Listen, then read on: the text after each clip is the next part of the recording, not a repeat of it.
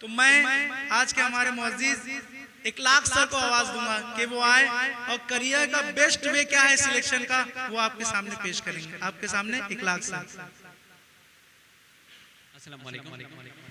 मैं मोमिन welfare society और जीटी फाउंडेशन का बहुत शुक्रगुजार हूँ कि उन्होंने मुझे यहाँ पर आज बुलाया और आप लोगों से बात करने का मौका फराहम किया। और ख़ास तौर से बहुत सारी चीज़ें अभी यहाँ आने के बाद पता चली। जीटी फाउंडेशन तो कुछ ना कुछ प्रोग्राम कर रही है, लेकिन मोमिन वेलफेयर सोसाइटी के बारे में मुझे आज ही पता चला कि हमारे जो आबा व अजदाद थे, हमारे जो बुज़ुर्ग थे, उन्होंने ये सोसाइटी की बुनियाद 1965 में शुरू की थी। यानी उससे भी 5 से 10 साल कबल उन्होंने सोचा होगा, छोटे मोटे प्रोग्राम किए होंगे और उसके बाद उनके जहन में ये बात आई होगी कि इस किस्म की सोसाइटी की ज़रूरत है, जो उस वक्त इतना ज़रूरी नहीं था जितना आज बहुत ज़रूरी है। उन्होंने उस वक्त बुनियाद डाली, उसको फ्लोरिश किया, उसको बढ़ाया, उसके ज़रिए मुख्तलिफ काम करने का सोचा और आज ये हॉल हमारे सामने है। अगर वो इतने साल पहले नहीं सोचते तो आज ये कुशादा हाल या और दीगर काम जो इस सोसाइटी के ज़रिए हो रहे फलाह बहबूद के, वो काम बिल्कुल नहीं होते। तो कहीं ना कहीं उनकी ये सोच क़ब्ल वक्त पूरी बिरादरी के लिए सूदमंद साबित हो रही है। इसी तरह से आमतौर से मैं आपको एक बात बताना चाहूँगा कि आज जो करियर का इंतखाब करने वाले हैं, आज से 5 साल बाद, 6 साल बाद, 10 साल आपकी जो प्रोफेशनल लाइफ होगी, पेशा वाराना जिंदगी होगी, तो वो 10 साल 6 साल के बाद या आप 20 साल के बाद किस मकाम पर रहने वाले हैं, तो उसकी सोच क़ब्ल वक्त आज करना बहुत ज़रूरी है। आमतौर से होता क्या है कि हम करियर का सिलेक्शन कैसे करते हैं, आज नहीं सोचते उसके मुतालिक। जब हम जूनियर कॉलेज हो जाती है हमारी, या कोई गलती से कोई और कोर्स का इंतखाब कर लेते हैं जिसमें हमको जाना नहीं, उस वक्त पता चलता है 2 साल 4 साल बाद, या फिर वो पूरा के पूरा कोर्स कंप्लीट हो जाता और जॉब में जाते हैं, वहाँ आपको सेटिस्फेक्शन नहीं मिलता, दिल नहीं लगता, बोरियत महसूस होती है, तब आपको ख्याल आता है कि आप किसी जो है वो गलत गाड़ी में सवार हो गए। तो उस वक्त एहसास होता है। तो क़ब्ल अज़ वक्त आज सोचना बहुत ज़रूरी है कि हमें क्या करना चाहिए और कौन से ऐसे नुकात है जो करियर सिलेक्शन में बहुत अहम मकाम रखते हैं, उसका जायज़ा लेना जो है वो बहुत ज़रूरी है। और उसी लिए जो है वो आज हम सब मौजूद हैं। आमतौर से होता क्या है कि करियर का इंतखाब कैसे होता है हमारे यहाँ, आमतौर से देखा होगा आप लोगों ने कि किसी का सुन लेते आप, आपको पता चलता है,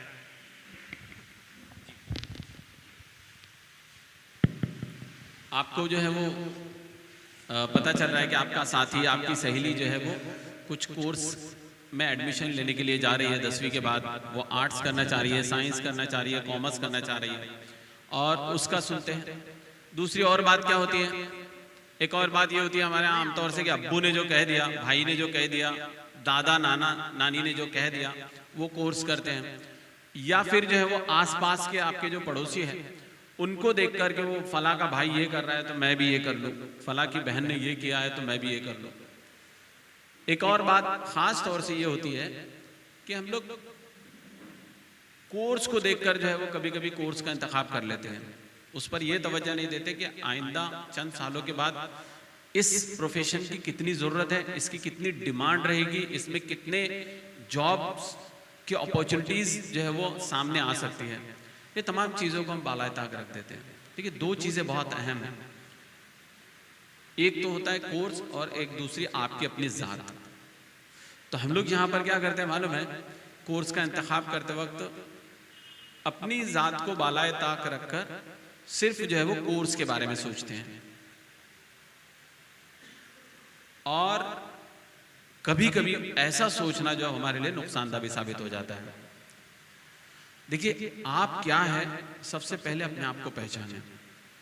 और बार बार पूछते रहा करें कि मैं कौन हूँ, अपना नाम लेकर पूछे मैं कौन हूँ, पहचानो अपने आप को। दूसरे के बारे में अगर कहेंगे तो पूरी किताब लिख सकते हैं आप, 1 घंटे की बजाय 2 घंटा बोल सकते हैं, लेकिन अपने बारे में अगर कहे कि 5 सेंटेंस बोले भाई माई सेल्फ का, तो बोलना जो है वो बड़ा मुश्किल हो जाता है। तो सबसे पहले आप अपनी ज़ात में अपने आप को पहचानें कि आप कौन हैं और आप क्या बेहतर कर सकते हैं, आपके लिए कौन सी चीज़ें बहुत आसान है और कौन से काम करने में आपको बहुत ज़्यादा दुश्वारी होती है। ये चीज़ों का अगर आपने जायज़ा लिया तो फिर आइंदा जिस कोर्स में भी आप जाएंगे तो वो कोर्स में जो है वो आपको मज़ा आएगा। उस कोर्स को करने के बाद जब आप प्रोफेशनल लाइफ में जाएंगे तो वो प्रोफेशनल लाइफ में भी आपको बहुत मज़ा आएगा और आपकी तरक्की भी होगी। आमतौर से जो है वो हम देखते हैं कि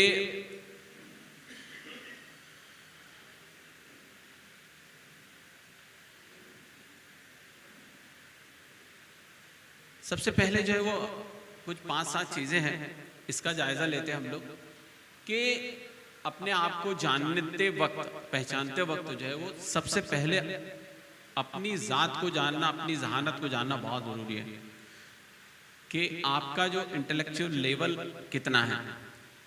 देखिए इसकी वजह क्या है कि हर कोर्स में जो है वो आपने देखा होगा, अभी मैं अगर मेडिकल फील्ड में जाने वाले बच्चों से कहूँगा कि वो बायोलॉजी से इनको इंटरेस्ट है, अगर वो पढ़ने में अच्छे मार्क्स भी मिलते हैं उनको, तो ऐसे बच्चे अगर मेडिकल फील्ड में जाएंगे तो मज़ा आएगा। अब उसकी छोटी सी मिसाल देता हूँ मैं कि इंसानी जिस्म में 206 हड्डियाँ हैं, बराबर है ना, तो हर एक जो कई जॉइंट्स हैं, मुख्तलिफ जॉइंट्स हैं हमारे जिस्म में, हर एक का एक नाम है, हर एक का अपना एक काम है, मूवमेंट्स जो है वो अलग अलग है, वो शोल्डर की आप कह लो या जो जॉइंट्स हैं हमारे उसकी, कुछ जैसे अभी आपने जो है वो हाथ को ऐसे घुमा रहे हैं लेकिन इसको पीछे नहीं ले जा सकते, जबकि ये देखो इसको पूरा के पूरा आप मूवमेंट दे रहे हो, है ना। तो आप सबसे पहले जो है वो हर कोर्स जो है वो उसके लिए दरकार सलाहियतों तो लगती हैं, लेकिन उसके साथ आपकी जहानत का लेवल भी लगता है।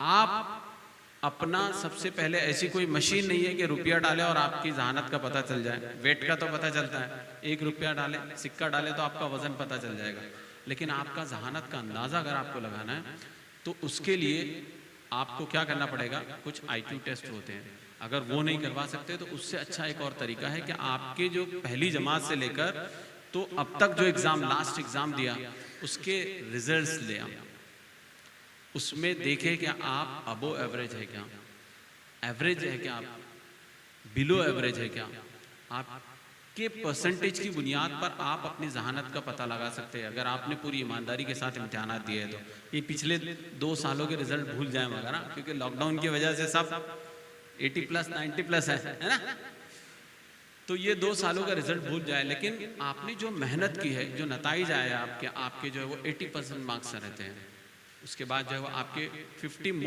मोर देन 50% मार्क्स रहते हैं, 40% के ऊपर मार्क्स रहते हैं, आप जस्ट पास हो जाते हैं, तो आपको इससे अंदाज़ा होगा अपनी जहानत का।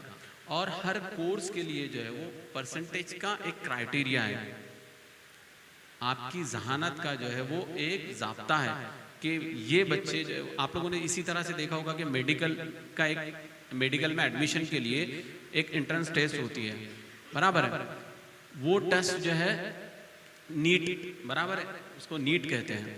अब उसके दिए बगैर आपका मेडिकल में दाखिला नहीं होगा, उसमें हर साल जो है वो लाखों तुलबा शरीक होते हैं, लेकिन MBBS की मेडिकल की सीट कितनी है कि सारे के सारे बच्चे जो नीट में अपीयर हो रहे हैं उन तमाम का इंतखाब हो जाएगा क्या कि वो MBBS कर सकते हैं? नहीं, उसमें से कुछ परसेंटेज बच्चे जो है जितनी सीट्स हैं उसके मुताबिक उनका सिलेक्शन होगा।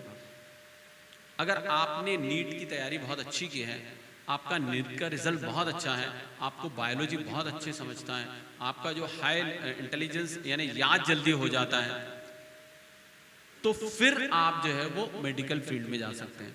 तो ये अंदाज़ा लगाएं अपनी ज़ात का कि आप कितना आपका जो है वो जहानत का लेवल है, IQ लेवल क्या है आपका। उसके बाद दूसरी चीज़ आती है अपना एप्टीट्यूड, मैं कौन हूँ बोल रहा हूँ ना मैं, तो ये पहचानो, पूछो अपने से रुझान कि भाई आप कौन से काम बहुत आसानी से कर लेते हैं, कौन से काम करने में आपको दुश्वारी होती है। हर प्रोफेशन में कुछ न कुछ जहानत लगती है, कुछ न कुछ हर प्रोफेशन डिमांड करता है किसी स्किल की, तो वो आपके पास है क्या, वो जाना। एप्टीट्यूड टेस्ट जो है वो, जैसे एक छोटी सी मिसाल देता हूं मैं कि सचिन तेंदुलकर जो है वो बहुत अच्छा क्रिकेटर है, सब हाँ कहते हैं। अब वो बहुत अच्छा बॉलर था क्या, या बॉलर है क्या, बोले आप। बॉलर से पहचानते हैं हम उसको? नहीं। एज ए फील्डर जानते हैं क्या? नहीं। एज ए कैप्टन भी नहीं जानते हम लोग उसको, विकेट कीपर भी नहीं जानते हम उसको। अच्छी तरह से जानते क्या है, बैट्समैन। कितनी सारी सेंचुरी बनाई है उसने, कितने रन है उसके पास, तो बैटिंग उसका एप्टीट्यूड है। तो आप अपनी शख्सियत का जायजा लेके आपको कौन से काम करने में दुश्वारी होती है और कौन से काम जो है वो आप आसानी से कर लेते हैं। तो इसके लिए कुछ साइकोलॉजिकल टेस्ट भी है। अब जरूरी नहीं कि आप साइकोलॉजिकल टेस्ट दे, नफ्सियाती टेस्ट दे और उसके बाद पता चले। हालांकि यहाँ पर आपके यहाँ पर अभी सर ने बताया कि फैयाज मोमिन साहब है, फ़हीम सर है, इंतखाब सर है, अब्दुल मजीद साहब है, तो ये सारे लोग जो है वो एप्टीट्यूड टेस्ट भी लेते हैं, अरेंज करते हैं।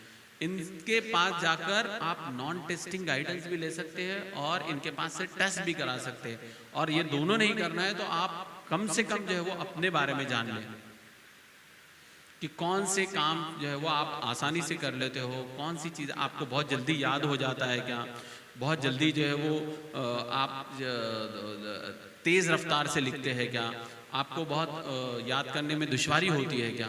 तो ये तमाम चीज़ों का जायजा है। उसके बाद जो है वो आप अपना इंटरेस्ट पता करें। देखिए दिलचस्पी का काम होगा तो हमको उसमें बहुत मज़ा आएगा और उससे आगे बढ़ने के मौके भी मिलेंगे, आपकी अपनी दिलचस्पी का अगर काम रहा तो। और दिलचस्पी का काम नहीं रहता है तो मूड नहीं लगता, आपने सुना होगा है ना। अगर कोई आसान सब्जेक्ट है जिसमें आपको पढ़ने में मज़ा आता है या करने में मज़ा आता है, तो आपकी अम्मी अगर कहती है तो आप फट से फ़ौरन वो काम करके जल्दी से ख़त्म कर देते हैं। लेकिन आपके इंटरेस्ट का नहीं है तो बहुत बोरियत लगती है हमको, वो जल्दी ख़त्म नहीं होता है, बार बार घड़ी की तरफ देते हैं। कोई मजमून ही ले लो, कोई सब्जेक्ट ही लो अपनी स्कूल लाइफ का, कि वो आपको उसको जल्दी से पढ़ने में मज़ा आता है तो आप जल्दी उसको क्या करते हैं, पढ़कर ख़त्म कर देते हैं, होमवर्क कंप्लीट कर देते हैं, उसकी कॉपी कंप्लीट रहती है। लेकिन आपके इंटरेस्ट का नहीं, अम्मी ने बोले कि देखो 1 घंटे तक तो मैथ्स पढ़ना है या जो भी सब्जेक्ट जो आपकी दिलचस्पी का नहीं वो पढ़ना है, तो बार बार हम घड़ी देखते हैं। पसंद के काम हम फट कर लेते हैं। गेम लेने के, आपको मोबाइल दे दिया, आपके हाथ में मोबाइल दिया और गेम लेकर बैठ गया, तो 1 घंटा 2 घंटा जब तक बैटरी उतरती नहीं या अम्मी के फटकार नहीं पड़ते, अब्बू के 2-3 झापड़ नहीं पड़ते, तब तक मोबाइल साइड में नहीं रखते आप। तो वो इंटरेस्ट का है, इसके लिए क्या कर रहे हैं आप, ज्यादा वक्त कब पता ही नहीं चल रहा आपको। तो इसी तरह से आप जो भी दिलचस्पी का काम करेंगे, आप जो भी प्रोफेशन में जाएंगे, बहुत सारे दिलचस्पी के काम हो सकते हैं आपके, उस प्रोफेशन में जाएंगे तो वो आपको हाईएस्ट पीक पर ले जाएगा उसकी। इसी तरह से जो है वो अपनी शख्सियत का जायजा ले। देखिए पर्सनालिटी भी जो है वो बहुत अहमियत की हामिल है अपने करियर के इंतखाब में। प्रोफेशंस में देखा होगा आप लोगों ने, बहुत ज़्यादा अगर वो गुस्से का तेज़ है तो वो बच्चा अच्छा डॉक्टर बन सकता है क्या, अच्छा टीचर बन सकता है क्या, वो बच्ची अच्छे नर्सिंग का काम कर सकती है क्या, नहीं, जल्दी गुस्सा आ जाएगा तो। लेकिन वो क्या बन सकता है, वो डिफेंस की फील्ड में जा सकता है, पुलिस फोर्स में जा सकता है, जहां पर लोगों से उसका राब्ता नहीं है ऐसी जगह जा सकता है। और बहुत खामोश है, तबीयत कम वो है, बात कम करता है, तो क्या वो अच्छा जर्नलिस्ट बन सकता है क्या, अच्छा रेडियो जॉकी बन सकता है क्या, अच्छा अनाउंसर बन सकता है क्या, आप सोचे, अच्छा वकील बन सकता है क्या। लेकिन बहुत बातूनी है तो वो ये सारे कोर्सेज में जा सकता है। तो आपको सोचना होगा कि आपकी पर्सनालिटी कैसी है। आप बहुत मुस्कुराते हैं, लोगों से मिलजुल कर बात करना अच्छा लगता है, लोगों की बातें सुनना अच्छा लगता है कि आपको, आप जो है वो लोगों के मसाइल हल करते हैं क्या। आपको पूरा जायजा लेना पड़ेगा अपनी जात का कि आपके इंटरेस्ट के काम कौन से हैं, आपको किन कामों में बहुत ज्यादा मजा आता है। इसी तरह से जो है वो एकेडमिक रिकॉर्ड्स, अपना पूरा तालीमी रिकॉर्ड्स का जायजा ले आप कि आपने बेहतर परफॉर्मेंस कब दिया है, कौन से मज़ामीन में आपने अच्छा परफॉर्मेंस दिया है, आपको मैथ सॉल्व करना अच्छा लगता है क्या, आप जल्दी से सॉल्व कर लेते हैं क्या, आपको लैंग्वेजेस में अच्छे मार्क्स मिलते हैं क्या, आपको साइंस के ज़ाब्ते या साइंस जो है वो याद करना या उसको समझना बहुत आसान होता है क्या। तो ये सारी चीज़ों का जायज़ा लेना बहुत ज़रूरी है। अपना एकेडमिक रिकॉर्ड देखेंगे तो वो भी जो है वो आपको करियर की जानिब सही तरफ ले जा सकता है। जैसे आपके सब्जेक्ट से ही जायज़ा ले लो कि आपका फिजिक्स बहुत अच्छा है, मैथ्स बहुत अच्छा है, आपको तो इंजीनियरिंग की फील्ड की तरफ जा सकते हैं कि आपको दुश्वारी तो नहीं होगी, आपका बायोलॉजी बहुत अच्छा है तो आप मेडिकल की फील्ड की तरफ जा सकते हैं, आपकी लैंग्वेजेस बहुत अच्छी है तो आर्ट्स में आप करियर कर सकते हो, आपकी सोशलॉजी के जो सब्जेक्ट हैं, ज्योग्राफी, हिस्ट्री वगैरह वो अच्छे हैं क्या, तो उससे कौन सा करियर आगे बढ़ सकता है। तो आप सब्जेक्ट्स का भी, एकेडमिक रिकॉर्ड के साथ साथ सब्जेक्ट्स का भी जाए। इसी तरह से जो है वो फाइनेंशियल और फैमिली सपोर्ट, हालांकि बहुत ज़रूरी नहीं रहा अभी, लेकिन इसके बावजूद ये भी बहुत अहमियत की बात है कि आप पहले अपनी फाइनेंशियल कंडीशन का जायज़ा लें। अभी एक बच्चा है जिसकी ख्वाहिश है कि वो पायलट बने, अब उसका जो है वो क्राइटेरिया क्या है, एलिजिबिलिटी 12th साइंस से आप पास करना चाहिए, फर्स्ट क्लास मार्क्स होना चाहिए, आपको जो है वो चश्मा वगैरह ना लगा हो, आपका फिजिक्स सब्जेक्ट बहुत अच्छा हो, मैथ्स बहुत अच्छा हो, आपकी फॉरेन लैंग्वेज आनी चाहिए या इंग्लिश पे महारत होना चाहिए, तो आप पायलट बन सकते हैं। लेकिन पायलट बनने का खर्च क्या है, ये आपको पता है क्या कि एक घंटे की उड़ान तकरीबन 7,000 से 25,000 रुपए तक का खर्च है। और अगर आप कमर्शियल पायलट बनना चाहते हैं तो आपके पास 200 से 300 250 घंटे की उड़ान का तजुर्बा होना चाहिए, आपने फ्लाइट उड़ाई होनी चाहिए, यानी तकरीबन 40 से 50 लाख रुपए का खर्च है। आपकी फाइनेंशियल कंडीशन अगर वैसी है तो आप पायलट बन सकते हैं। अब ऐसा नहीं है कि आपने स्कूटर का या कार का लाइसेंस बना लिया, अब वो 10 साल 15 साल तक उसको रिन्यूएबल की जरूरत नहीं, यहाँ ऐसा नहीं है। आपने अगर चंद महीने फ्लाइट नहीं उड़ाई, आप फ्लाइट पर नहीं थे, तो आपको जो है वो फिर से रिन्यूएबल करना पड़ेगा, उसका जायजा लेना पड़ेगा और उसको दोबारा जो है फिर से रिन्यूएबल करने के लिए उतनी घंटे की उड़ान करनी पड़ेगी। तो आपकी फाइनेंशियल कंडीशन भी देखें। हालांकि अभी बहुत सारी तंजीमें, अभी सर ने भी कहा कि फाइनेंशियल एड्स भी फ्राहम करते हैं, वो मदद भी कराते, बहुत सारी गवर्नमेंट्स की स्कीमें हैं माइनॉरिटीज़ डिपार्टमेंट की जिसके ज़रिए बच्चे स्कॉलरशिप हासिल कर सकते हैं। हमारे कौम के बहुत सारे ऐसे अदारे हैं, बहुत सारे मुखय्यर हजरात हैं जो बच्चों की जहानत के बलबूते पर उनको उनकी फाइनेंशियल एड करते हैं, उनकी स्कॉलरशिप फराहम करते हैं, उनकी मदद करते हैं। तो अब ये बड़ा प्रॉब्लम नहीं रहा, लेकिन आप और एक तरीके से पायलट बन सकते हैं, एयरफोर्स में जाकर एनडीए का एग्ज़ाम देकर, है ना, वहाँ पर आपको पैसा जेब से खर्च करने की ज़रूरत नहीं है। तो ये तमाम चीज़ों का इल्म भी होना चाहिए आपको। इसके लिए हमारे काउंसलर, आप खुद भी जो है वो पढ़ने पढ़ाने का थोड़ा सा मामला बनाया। बच्चे स्कूल की किताबों के अलावा दूसरी चीज़ों का हाथ ही नहीं लगाते हैं, ना अखबार पढ़ते हैं, ना किताबें पढ़ते हैं।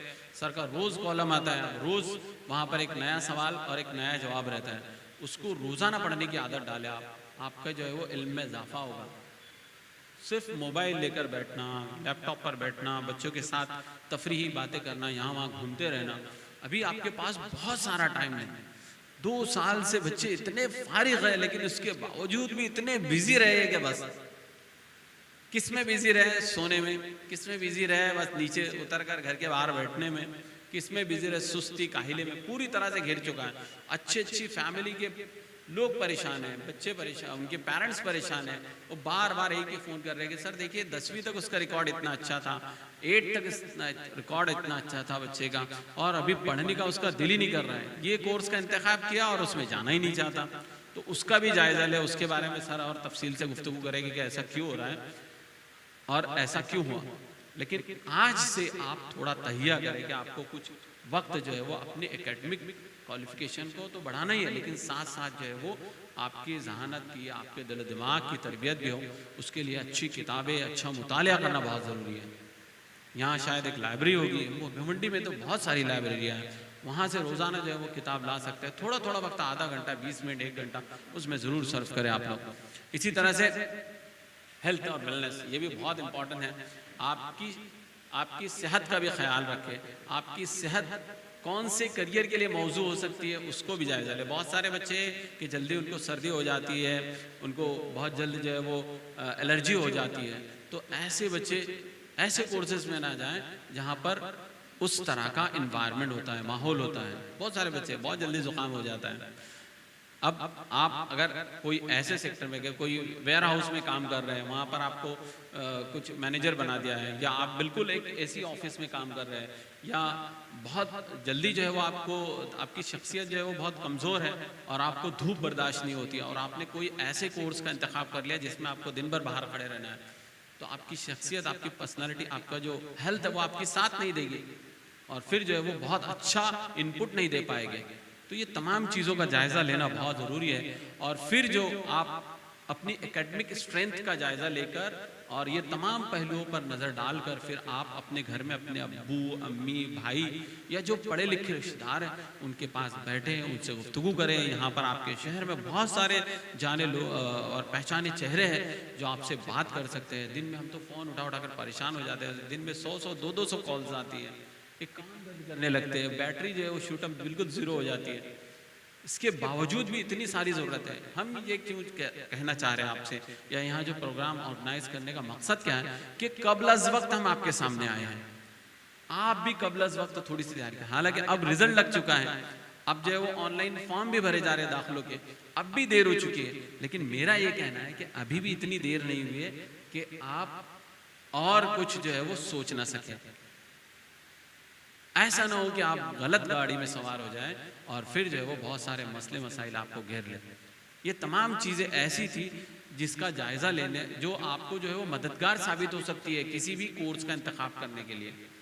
बहुत मज़ीद तफसीली मालूमात जो है वो आर्ट, साइंस, कॉमर्स के बारे में, मेडिकल और इंजीनियरिंग के बारे में, बेसिक साइंस, बेसिक आर्ट से कौन से करियर जाते हैं, फिर 12th के बाद कौन से प्रोफेशनल कोर्सेज है, कौन कौन सी जो है वो एंट्रेंस एग्ज़ाम है।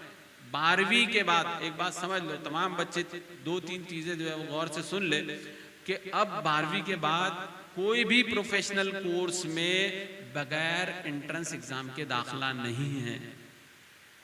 आप गेम्स में इतनी महारत हासिल कर लिए है और बहुत सारी चीज़ों में, सोशल मीडिया पर, लेकिन उसके बावजूद एक छोटा सा फॉर्म, ऑनलाइन फॉर्म भरना है। अभी हमारे यहाँ मुंबई में तो ऑनलाइन से ही दाखिले हो रहे हैं, फॉर्म भरना, बच्चे एकदम परेशान हैं, उनको पता ही नहीं है कि कैसे जो है वो ऑनलाइन फॉर्म भरा जाता है। तो इसका भी जायज़ा लें, बैंक में कैसे अकाउंट ओपन किया जाता है, इसी तरह से माइनॉरिटीज़ की स्कॉलरशिप स्कीम्स है, कौन सी है, कैसे फॉर्म भरते हैं, इसका जायज़ा लें। थोड़ा यूज टू हो कंप्यूटर से। आप दिन भर मोबाइल लेकर बैठे हैं तो कम से कम उसका पॉजिटिव इस्तेमाल करना भी सीखें।